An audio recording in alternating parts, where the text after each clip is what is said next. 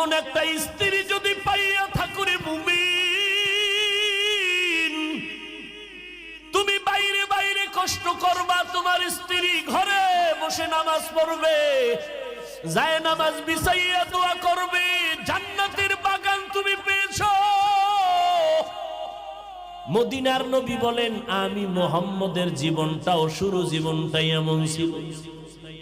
আম্মা জান আয়েশা বলেন, আমি দেখি নবী আমার হুজরায় বসে কান্না করেন। আমি আয়েশা ভয় পেয়ে গেলাম, ও পয়গম্বর কেন কাঁদেন? আমি আয়েশার কোনো বেয়াদবি হয়েছে নাকি বলে কেন? আয়েশা রাদিয়াল্লাহু আনহা বলেন, পয়গম্বর 6 বছর বয়সে আমার সাথে আপনার বিয়া হয়েছে। আমি আয়েশার বয়স কত? 6 বছর আমি আয়েশার বয়স।